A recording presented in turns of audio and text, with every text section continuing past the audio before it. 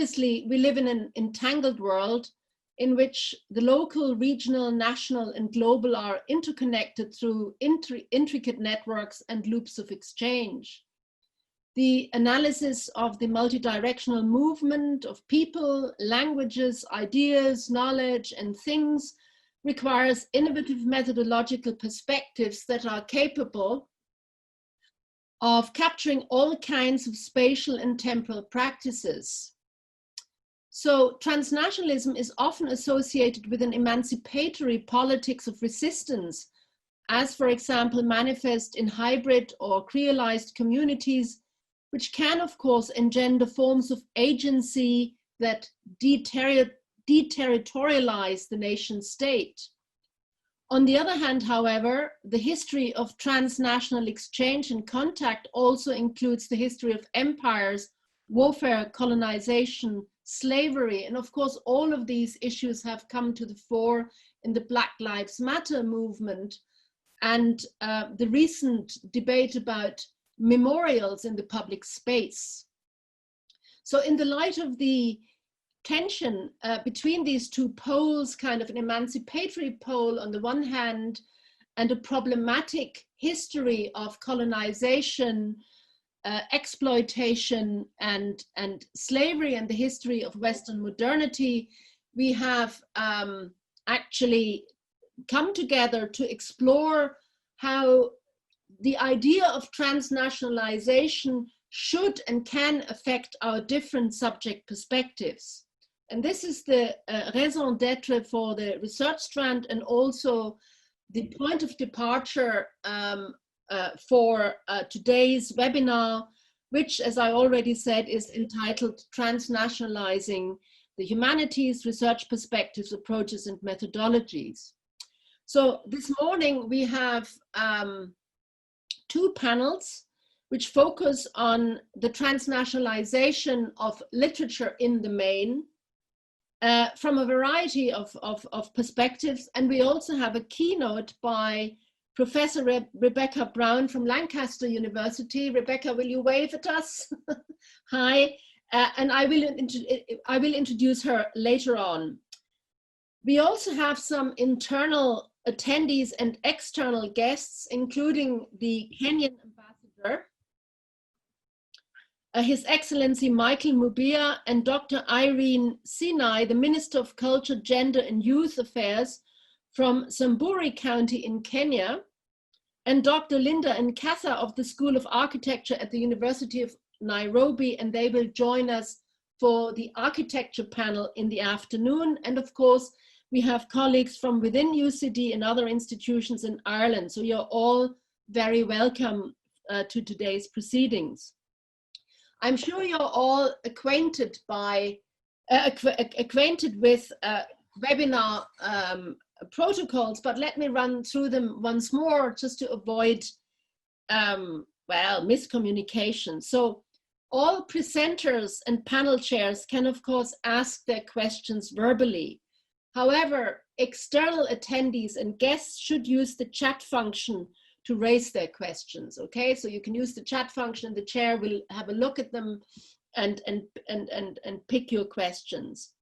This webinar will be recorded and it will be edited and published on the HI website as a podcast, so be aware of that, yeah?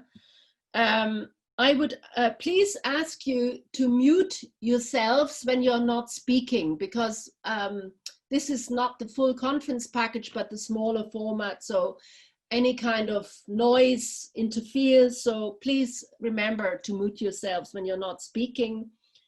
And could you please put your phones on silent? Sometimes they ring off and it's not very good for the recording.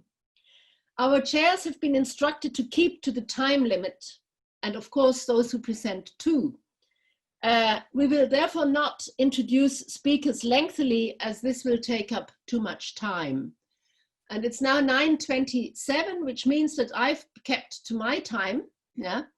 And it means that I can now hand over to Regina Ikuluhoin, the head of School of Irish, Celtic Studies and Folklore, who will be chairing the first session. So I'm going to go on mute Regina, could you please take over at this point? Mm-hmm. Okay.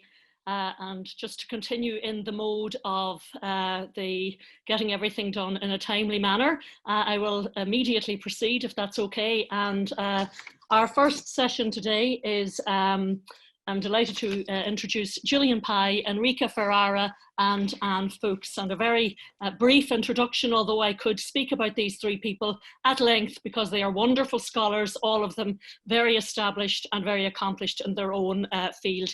To start with Gillian, her work focuses on 20th century German literature and society, and especially interested in prose literature since the fall of the wall and contemporary women writers. Her most recent work applied anthropological theories of material culture to the analysis of German language prose of the late 20th and early 21st centuries, and her current work on well-being and happiness seeks to address the disciplinary divide that attends happiness studies, something I think very topical in today's times and us on the COVID.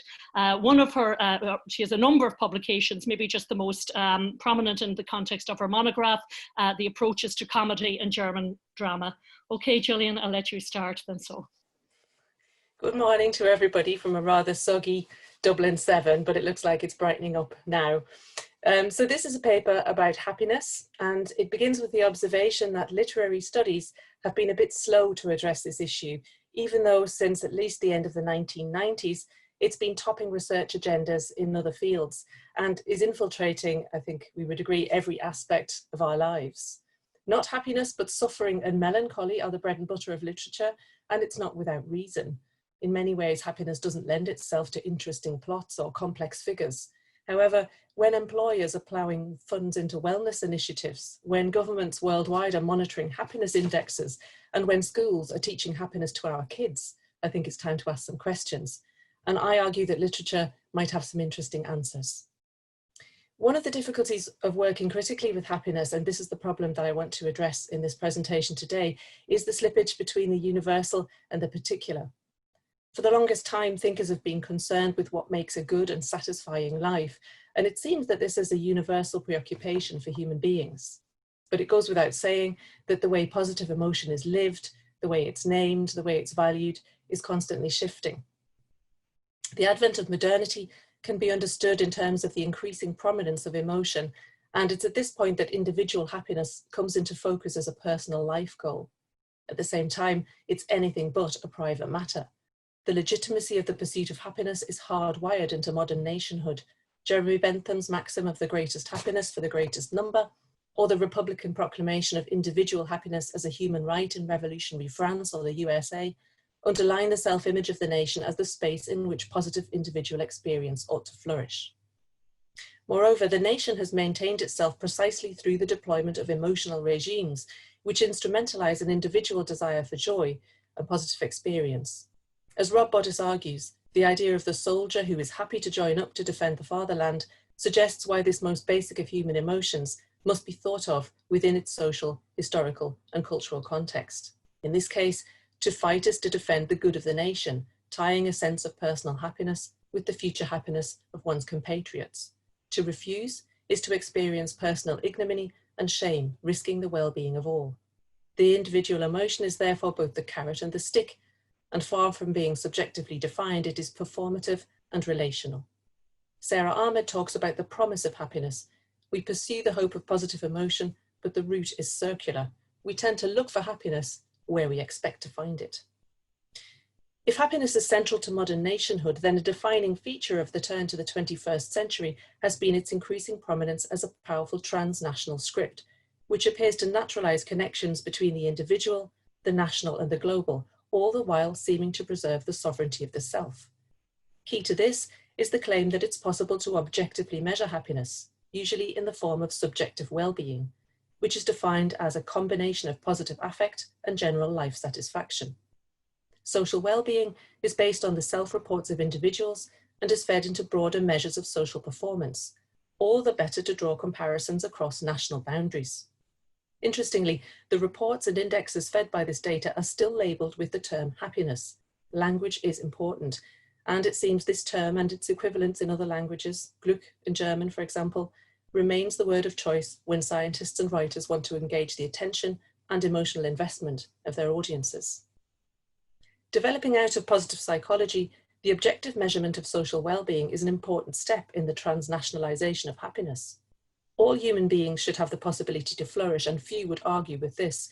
But when translated into subjective well-being data, this universal human right becomes the abstract stuff of global accounting and human capital. In 2011, the year in which the first World Happiness Report was published, the documentary film The Economics of Happiness set out to tackle this issue. It argued that globalization makes us unhappy because it destroys local communities, pollutes the planet, and homogenizes culture. Again, unless you're a very special kind of world leader, it's hard to argue that threats like climate change are anything other than global tragedies. However, although their intentions are good, the filmmakers become caught in the transnational happiness trap. They argue, for example, that a once happy subsistence community has become unhappy by the incursion of global commerce in the local environment. And again, what's striking is not the problem that globalization creates unfortunate absurdities, such as the local products abandoned in favor of inferior imported goods. Rather, what's interesting to me here is the way in which an emotional regime is co-opted into the argument. Although the filmmakers are criticizing the abstract idea of well-being as a performance indicator, their argument uses the same terms. It identifies the pursuit of happiness as the emotional common denominator, which unites individuals across the globe. And again, this is not to argue that we should ignore the suffering of others. But what we see here is transnational happiness operating as a reductive and somewhat tautological emotional regime. The filmmakers fall foul of the promise of happiness. They identify happiness where they expected to find it, in the old binary of the happy native versus the unhappy urban individual. And secondly, their argument exposes the mechanism of the promise of happiness, that although it appears as an individual experience which we all seek for ourselves, it exists only relationally and in a process of ascription. Hence, Westerners are constructed as citizens of nations that erroneously identify themselves as happy, when in fact they ought to acknowledge their own unhappiness and also their responsibility for the happiness of others. Although this does point to the fact that you can't buy happiness, and although it acknowledges that there are alternative ways of experiencing happiness, it nevertheless relies on a faulty logic. The problem is that it operates on the understanding that happiness is a promise worth pursuing, and that the pursuit of this problem lies with the individual with whom emotional choice must rest. Ultimately, therefore, it can be argued that this reinforces the logic it seeks to overturn. What's missing is an understanding of how individual experience is impacted by the idea of happiness, both as a universal human right, but also as an abstract value, which lends itself to global exchange. What is missing is an understanding of how such ideas, which are often indistinguishable from one another at first glance, actually operate in particular local and personal contexts. We can't stand outside the concept of happiness and simply decide on it for ourselves, for like the filmmakers, we're entangled in a web whose threads run far beyond us. However, given the importance of language in the creation and maintenance of emotional regimes, and the significance of self-narration and evaluation to the idea of subjective well-being, the contemporary novel can, I argue, illuminate the entanglement I've been trying to describe. In the last 2 minutes, I want to just give some very brief general observations based on my reading, which perhaps point up some sites of entanglement relating to happiness, which would merit further exploration. And there are lots more than what I'm going to say now, of course. The first is that the assumption of happiness as a universal personal goal can be illuminated in transgenerational perspective. In contemporary generational novels, such as Peggy Medler's Die Legende vom Glück des Menschen, trying to imagine what happiness may have felt like for another across a historical and political divide, and also to understand what bearing this might have on the way we feel in the present, forces a reckoning with the historical, cultural, and political specificity of the concept. And moreover, this can denaturalize emotional regimes at work in the present. Not least, the very attempt to empathize with another's happiness must be understood in the context of a contemporary culture in which happiness circulates as an abstract value. The second example is that novels that focus on well-being as part of a neoliberal, globalized performance culture can reveal the local impact of transnational concepts of happiness, when what appears to be concern for individual well-being turns out to be the opposite. A text like Thomas Sautner's Der Glücksmacher, for example, satirizes the assimilation of localized happiness scripts into the abstract structures of neoliberal well-being, using 3. some novels can challenge the constraints of contemporary happiness discourses. Retrospective narratives assessing a life story can offer a way of exploring happiness as performance and narrative. For example, Niall Williams's figure Christie in the novel This Is Happiness plays with the sequencing of the promise of happiness. His strategy is to declare at random moments, "This is happiness," challenging the listener to supply the narrative to fit the claim. Narratives featuring elderly people, particularly those living with dementia, can also challenge the limits of happiness in the case when a person loses the capacity to articulate their own life narrative. A text such as Arno Geiger's Der alte König in seinem Exil, for example, explores a father-son relationship and the attempt to maintain asymmetrical experiences of happiness by crossing back and forth between the fictional and the real.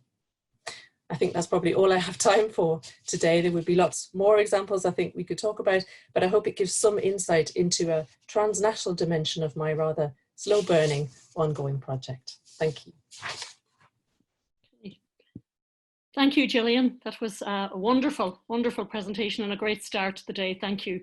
I'm very conscious of the time as well, but you very ably kept to it, and thank you very much for that. I'm just thinking that maybe in the context of the speaks, and I see the reactions going up, that maybe if when there's roughly about 2 minutes to go to the end, if I'm concerned that we're tied for time, I might just put up a thumbs up to the speaker, if that's okay.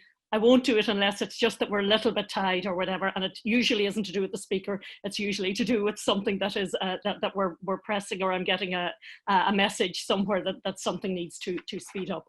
On that note, I need to speed up myself, and our next speaker is Enrico Ferrara, and a very brief introduction again, as I said.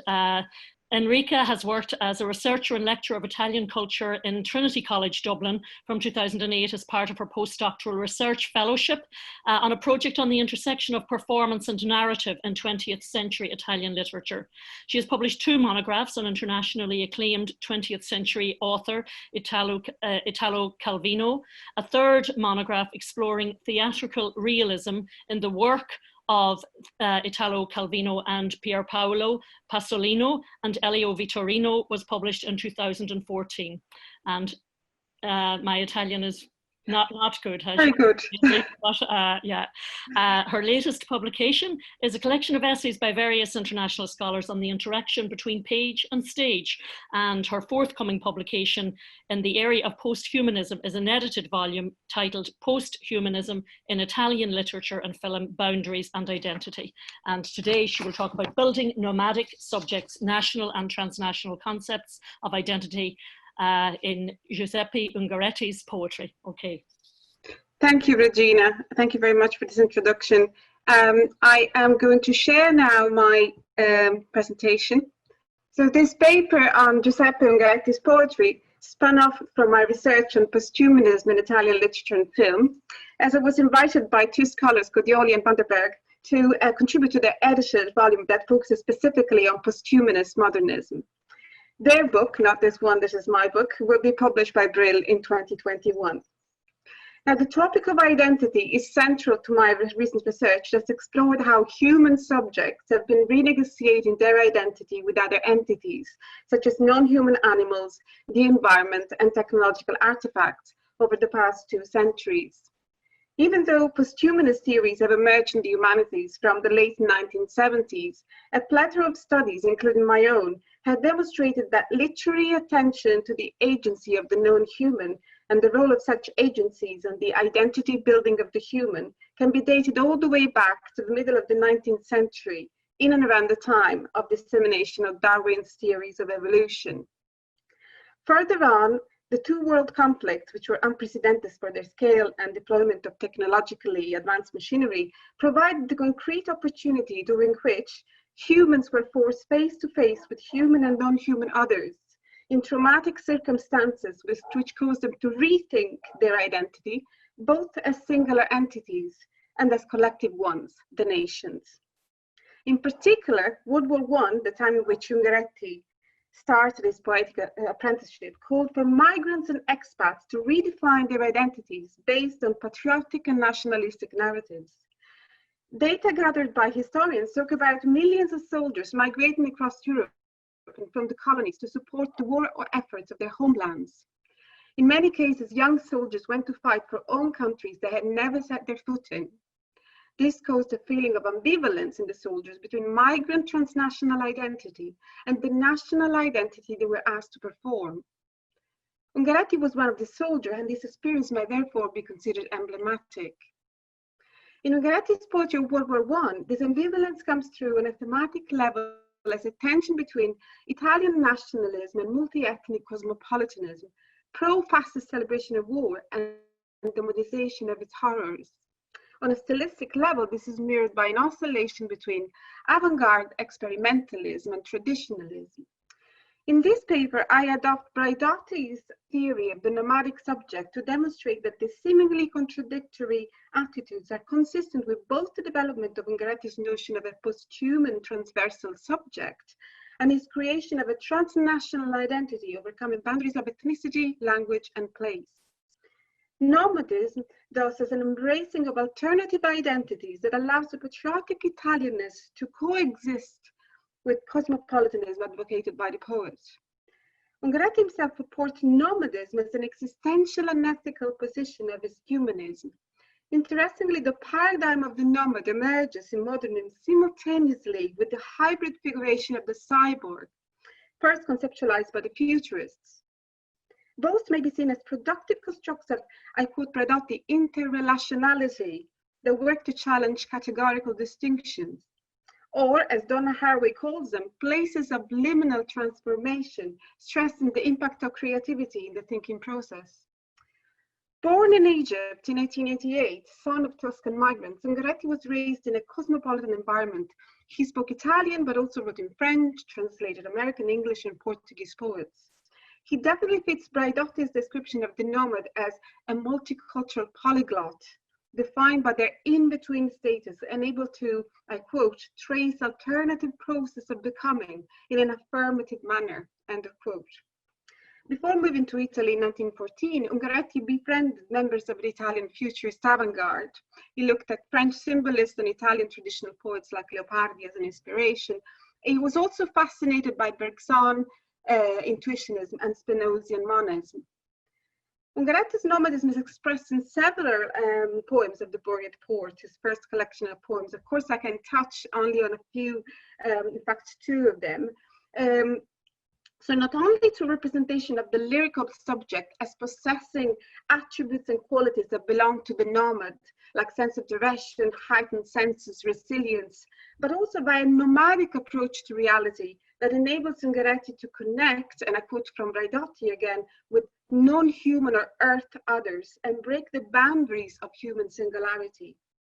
This post-humanist approach leads the lyrical subject to acquire a sense of shared vulnerability, which blurs the margins between human and non-human, and subsequently embrace interconnectedness with other humans beyond ethnicity or race. And here, think about also Anne's concept of precariousness.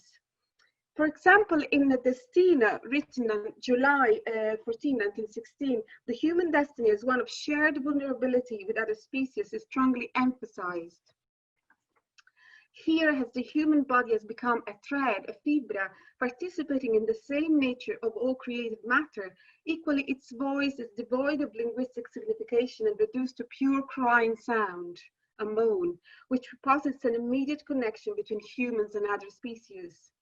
These are recurrent images now in Ungaretti's poetry. On the one hand, Ungaretti's osmosis with nature may be traced back to Bergson's duration, as subject and object coexist in fluid entanglement with the indivisible time of our consciousness. On the other hand, Spinozian monism, embracing the concept of matter as unitary and self-organizing, allows Ungaretti to overcome the dialectical scheme of oppositional dualism. Objects are not just others in relation to subjects, but they're part of the same living flow of matter, which differentiates internally. Shared vulnerability is rooted in matter and is relayed through what Braidotti calls nomadic memories. Now, these memories are memories of oppression, pain, and death, which nomadic subject shares with each other and with non-human others. In the wake of Bergson and Deleuze's legacy, Braidotti's nomadic memory implies that past is always relived but not in a mournful mode of passive repetition, but rather as actualization of it in the here and now with heightened intensity. In order to understand this transformational life-affirming power of nomadic memories of grief and loss, we have to turn to Spinozian monism, of course, with its notion of desire as a fundamental drive empowering universal matter to become and differentiate. The memory of death and its immanence within life are a powerful motor to affirmation and change. And this is what Ungaretti describes in his famous poem, Rivers, an account of identity building from the point of view of the here and now, as the poet sees himself immersed in the river Isonzo, where most of the bloody battles between Italian and Austrian troops were fought during World War I. As he lies down on the riverbed, the poet experiences a deep encounter with Bradotti's life-death continuum. The water is described as an urn in which the soldier's body is compared to a relic. The sainthood implied by the term relic serves to warrant credibility to this account of a liminal, barely alive state in which the lyrical eye manages to escape individuation and singularity through panic immersion into nature, thanks to which, as already observed in the other poem, Destiny, he recognizes himself as one of many threads of the universe. This is the Isonzo, and here better I recognize myself a docile thread of the universe. Now, this is a crucial passage. Only through deep awareness of his interconnectedness with non-human others, the poet is able to activate the process of nomadic memory described in the second part of the poem, to which I go now, which enables the construction of a life-affirming transnational subject. From the urn of the Isonzo River, the poet is able to actualize the past stages of his life in the here and now by rethinking the other identities in the shape of the rivers that flow through the countries in which he spent his life. So he names the Cerchio for his Italian identity, the Nile for his Egyptian one, and the Seine for his French identity, all of which have a dedicated stanza accounting for the particular role that each cultural encounter had in Ungaretti's identity formation.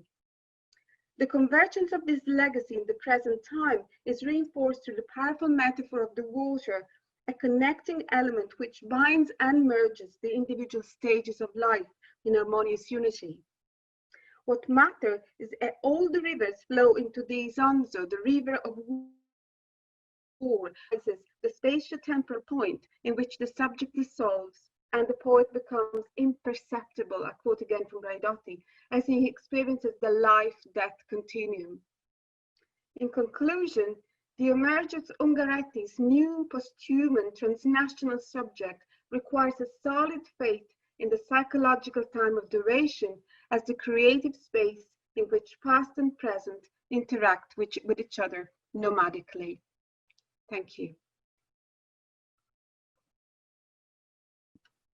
Thank you, Enrica. That was wonderful. Another very insightful piece, and we will look forward to the discussion afterwards.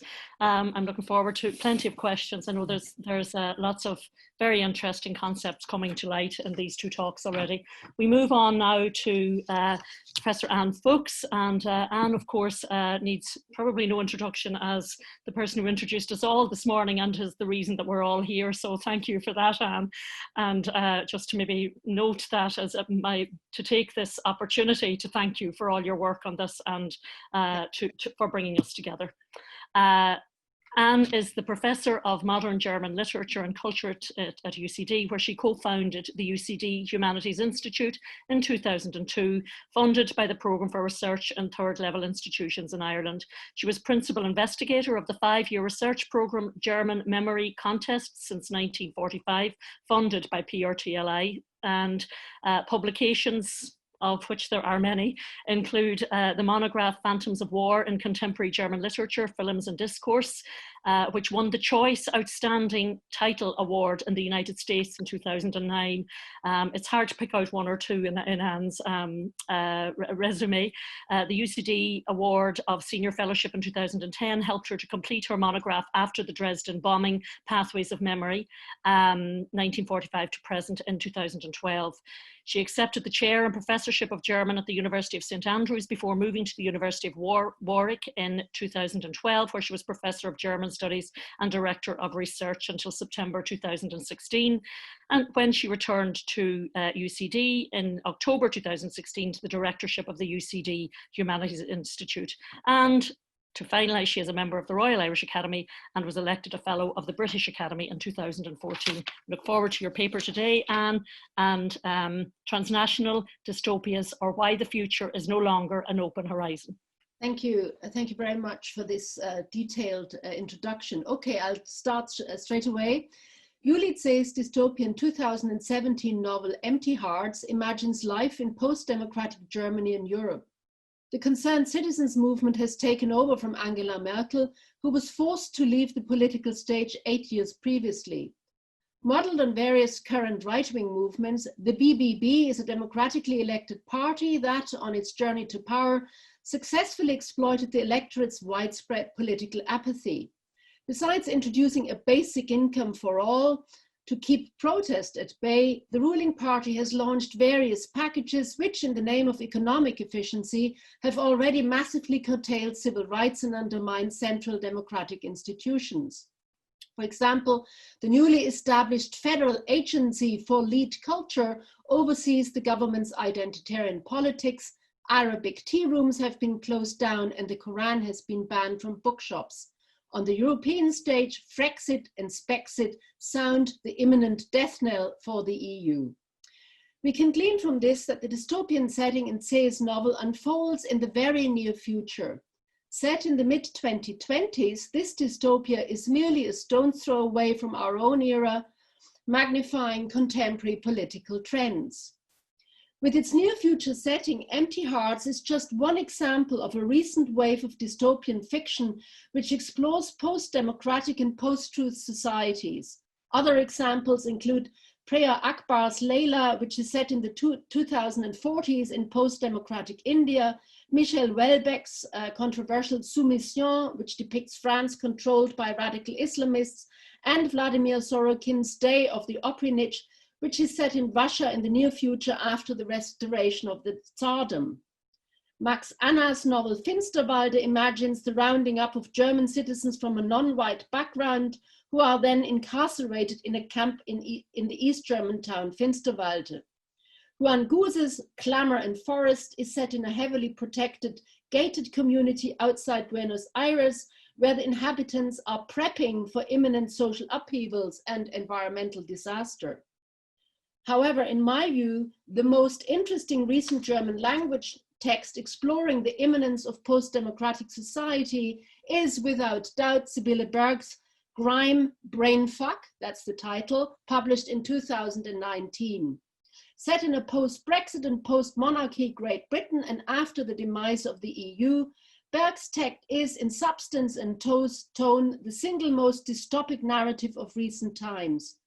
Her astute analysis of the political effects of artificial intelligence and emerging surveillance technologies focuses on the gradual but systemic erosion of political agency and participation. Recent dystopian fiction thus creates scenarios that have transnational relevance. Besides exploring the effects of AI and robotics, it thematizes environmental catastrophes, the rise of chauvinistic ethno-nationalism, religious fanaticism, racism, and misogyny. The genre articulates and magnifies fears which, even though they might be expressed in a national vernacular, have global resonance. However, one could argue that up to a point, these themes have always been the domain of dystopian fiction, as underlined by the 20th century classics of the genre such as Orwell's 1984, Huxley's Brave New World, or Bradbury's Fahrenheit 451. Before discussing the most striking feature that distinguishes the contemporary dystopian narrative from the classical variant, I want to briefly touch on dystopian fiction as a genre. So what characterizes dystopian literature? Dystopian fiction is, as Tom Moylan has argued, the product of the terrors of the 20th century. On the other hand, it is bound up in the debate about utopian thought, spanning Western philosophical thought from Plato to Thomas More up to Ernst Bloch and so on. While its literary roots lie in the Menippean satire, dystopic fiction is a hybrid genre overlapping with science fiction and environmental fiction. Raffaella Baccolini and Tom Moylan have introduced the notion of critical dystopia for a body of self-reflexive texts which negotiate the necessary pessimism of the generic dystopia with an open, militant utopian stance. The narratological debate on dystopian fiction has focused on Darko Suvin's idea of cognitive estrangement, which he coined in analogy to Brecht's alienation effect to capture the formal characteristics of science fiction. For Suvin, SF imagines a radically alternative reality, but unlike fantasy, science fiction develops it with quasi-scientific rigor. Suvin argues that this is achieved by means of the fictional novum, which is generated through the feedback loop between the author's and implied reader's norms of reality and the normatively actualized novum in the text. Suvin's idea of cognitive estrangement has become a central reference point for dystopian fiction, which is seen to engage the reader in totalizing thought experiments or scenarios at a remove from the here and now. Typically, the dystopian world is the outcome of a cataclysmic event that occurred in the past. The intradiegetic dystopian present is thus cut off from a radically different past, which, in the world of the text, is either vaguely remembered as a mythical past or completely forgotten or repressed. And this creates the following temporal displacement. While the intradiegetic present is a projection of the reader's possible extradiegetic future, the intradiegetic past coincides with the reader's extradiegetic present. John Lancaster's The Wall would be an example of this temporality. The novel is set sometime in the future in a dystopian Britain after a non-specified catastrophic event that the narrator refers to as the change. The time before the change is a matter of mythical speculation in the novel. And this is precisely the point of comparison and contrast with the type of contemporary dystopian fiction as discussed in my introductory remarks. The intradiegetic present in C.S. Berg's and Goose's novels is no longer separated by a cataclysmic event from the reader's extradiegetic present. In fact, the intradiegetic present in all three texts appears merely as a plausible extension of the reader's present. Furthermore, there is no indication of a fictional novum in Suvin's sense. Because there is no big change, as in Lancaster's The Wall, the gap between the reader's norms of reality and the reality in the text has shrunk to such an extent that the feedback loop between the two is foreshortened. By suspending the convention of separating the fictional dystopic future from the reader's non-fictional present, the contemporary variant under discussion thus creates a presentist dystopia, which locks the reader into an incrementally unfolding bad present without a future horizon. While cognitive estrangement in science fiction invites the reader to examine the contemporary world from the alienating perspective of a distant future, this literature is presentist in François Hartog's sense. It envelops its characters and readers in an extended dystopian present that is bereft of both the past and the future as horizons of orientation. What this means then is that the dystopic force of this fiction derives not only from the technological or surveillance imaginaries, but also from its disavowal of the modern order of time and the temporalization of history since the 18th century. As Reinhard Koselleck has shown, the idea of progress emerged in the Enlightenment period as an instrument of historical acceleration. Once the difference between the past, the present, and the future was brought into view, the future became the horizon of urgent human planning. And so it is that modern man inhabited a dynamic and transitory present that reached into a radically new future. The modern orientation towards the future forged a strong alliance between modern time and progress. So, to conclude, The most radical examples of the contemporary dystopian novel deny this particular modern conception of time. Instead of envisaging a radically dystopian future, which is separated from the present, they moor the reader in an atrophied present in which action and movement are divorced from the idea of an open future. And that's all I have to say for now. Thank you. Wonderful paper. Thank you very much, Anne. Really interesting. And I'm sure I'm conscious of time, but we are very much within the time, and I'd like to thank our three speakers for keeping so well to the time.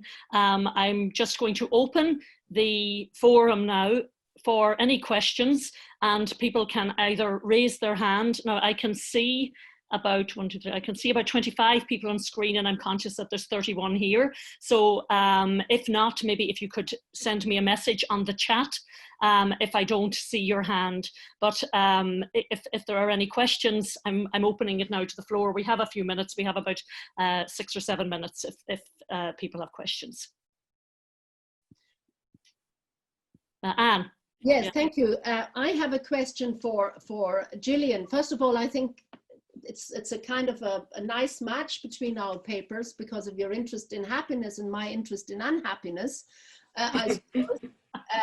And I would perhaps two points. I would say that I think literature is deeply invested in unhappiness because happiness is always a category that cannot be sustained in any way. And if it is sustained in the literary text, it becomes kitsch. So I think one could make the point that with all sorts of thinkers from Benjamin to others, that actually happiness can only be kind of a utopian flash that can never be articulated in the text. So how are you dealing with that in your analysis of literary representations of, or performances of, I should say, happiness? As ever, a brilliant question, and thank you for that. Yeah, no, and I think I alluded to that in my paper in saying that it's absolutely the case that literature is very invested in unhappiness, and that goes without saying. But it just what got me interested in this topic really was trying to think through the way that literature might reflect on the way in which these very, very dominant happiness discourses are impacting on individuals and the way that they understand and perform their lives. So it's really rather from that perspective that I want to look at it, rather than sort of looking at happy characters or happy plots or those kinds of things. That's not really, it's about the way that happiness scripts inform the way that people perform their lives, understand their lives. That's more the angle that I'm coming at. It's a tricky balance to get without falling back into this trap of just suggesting that the individual just decides for themselves somehow what they understand by happiness, when this is quite clearly something that's incredibly culturally formed, and it's extremely coercive. So I think it's really important to try to get a handle on it and find a way of thinking about it and talking about it, and that's what I'm wrestling with. Willie, you had a yeah. Unmute, you have unmuted yourself there, William. Thank you. Yeah, it's a question for Enrica. It's about Ungaretti, sorry. And rivers during the period of the First World War were often seen as natural frontiers, as something that separated nations. And so I was very struck by your argument that Ungaretti sees these as a way of connecting nations. And of course, I think he was fighting on the Isonzo in 1917, which becomes a major geopolitical issue. So did you sense that there was any engagement with this idea of natural frontiers? Is he trying to do this kind of intellectual work to change how leading geopolitical thinkers think about rivers in the context of the war? Yes, thank you very much, William, for this question. I definitely think that Ungaretti was trying to engage with a sense of trying to bring together. I'm not sure what he was thinking about the river, the geophysical space and rethink the geophysical space, but and geopolitical space. But I'm definitely sure that he was trying to put forward a new concept of multicultural and transcultural identity that would be considered, as I said, like in a kind of competition with his concept of a performed, of the fascist concept of a Italianness, you know, like in a very, very strong, you know, like enclosed by national boundaries and very, very clearly linguistically defined.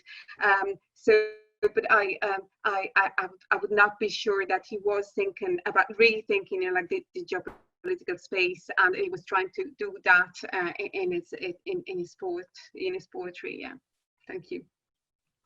Okay, I'll just note that we have a question here from Anne for Enrica, and I'm delighted to see this question actually, Anne, because I was looking at this in the context as well of Enrica's paper in the role of place in the space of nomadic memory, and because you mentioned, you know, Sergio, the Nile, saying particularly rivers and that, but Anne has brought this up in another context as well, and maybe another angle of this, the representation of the river. I'm really delighted to hear this, because to me, there's something about water as well in the context of the flow of humanity, and maybe in the nomadic mindset as well.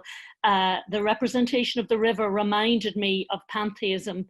So what is transhumance about Ungaretti? I'm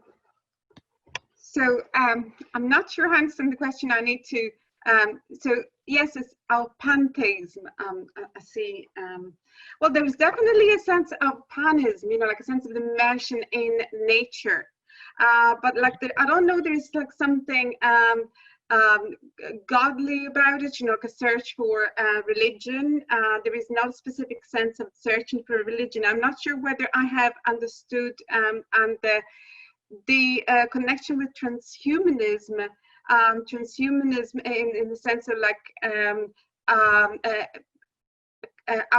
augmenting the human self through technology. In the sense, transhumanism, or sorry, maybe you could explain the question further. No, it was just an association. I wondered whether your theory is radicalizing Ungaretti, to put it polemically, okay, because I don't want to take up too much time with this, but it seemed to me that the things that you mentioned, interconnectedness, the image of the water as a connector, the notion of duration, which is of course also deeply associated with water, these are actually, you could say, poetic topoi and images that have been around for a very long time. And so my question is, are you radicalizing Ungaretti by applying this kind of theory to him? No, I don't think so, because there was a constant, I mean, Ungaretti was picked on, and there was like obviously the idea that he was a pro-fascist, as I said, you know, like he was trying to perform the particular identity, and there was a contradiction and a tension that's been highlighted by scholars. For example, Vivian Hand talks about this tension and contradiction in his poetry, but there is a sense that he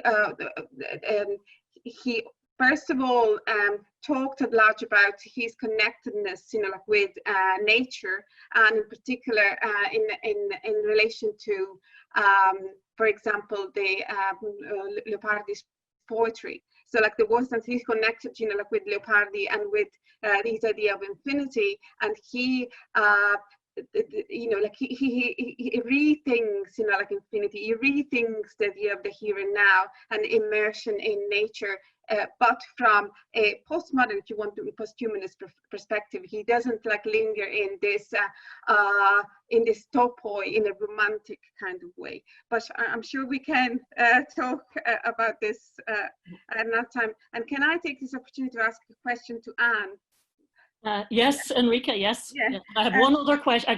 Before you start, Enrica will ask this question, then I have another question here to Anne, and then we will just wrap it up. So if we could try and keep it brief, to try and keep to the time, that would be wonderful.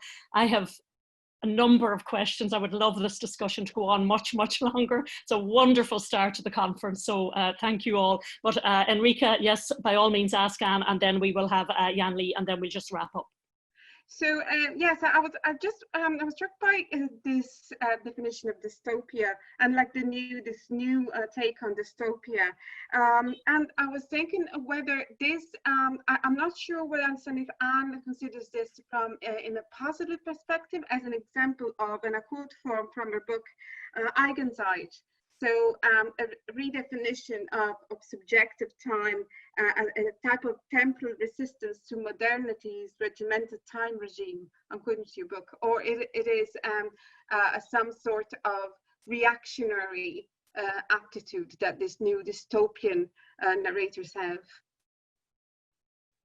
Okay, thank you, Enrica, for this question.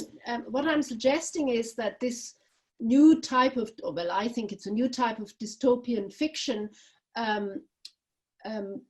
undermines and overturns the modern conception of time that has been in place since the late 18th century, if you agree with people like Reinhard Koselleck, as I do. Yeah, I think that in fact the temporalization of history has been a feature at least since the Enlightenment period. And this idea that we can generate meaningful biographies, say by referring to our meaningful past and projecting ourselves forward to a meaningful but open future, that's precisely the type of temporality that this dystopian fiction undermines fundamentally. And of course, it raises then the question, what kind of agency is left? If you cannot really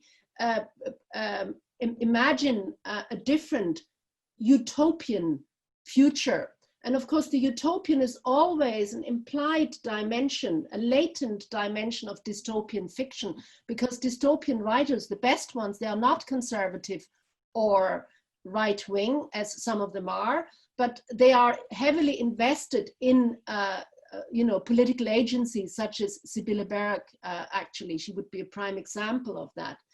But what I'm saying is that they are queering our temporal embedding in reality by showing that kind of the future as an open horizon has shrunk down to such a limit that actually we are now enveloped in what some critics call an extended present without a future horizon. And I think that has a lot of purchase with our own experience of temporality.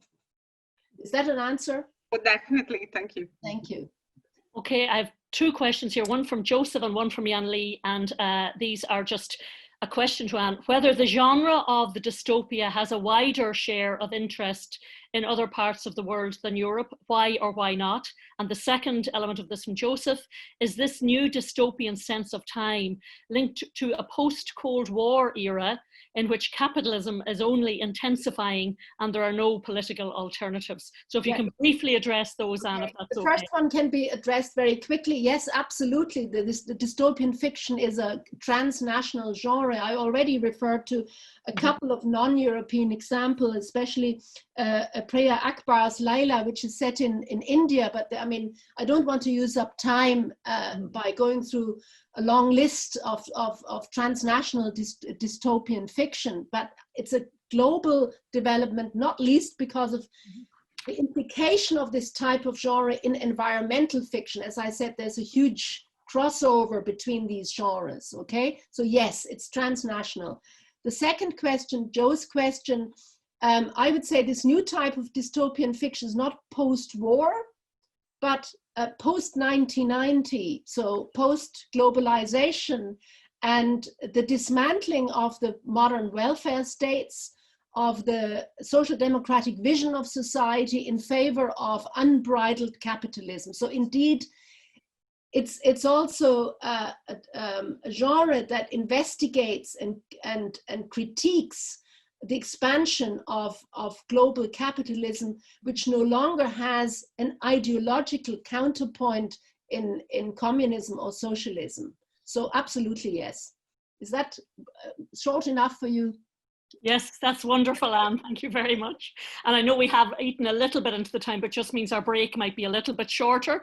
But I would suggest it's almost 20 past. Maybe if we go for 25 past, maybe. I don't know if Anne would be in agreement with that. Oh, totally. As the convener, yes. And just to thank, I had lots of things that I wanted to say here, but I haven't the time. But just to start a conference with the universal human right to happiness, veering on to the space of nomadic memory, veering on to cognitive estrangement in the context of dystopia, transnational dystopias. I think we've set a wonderful start to this conference today, and just to show our appreciation to our wonderful speakers again, Gillian Pye, Enrico Ferrara, and Anne Fuchs. Thank you very much.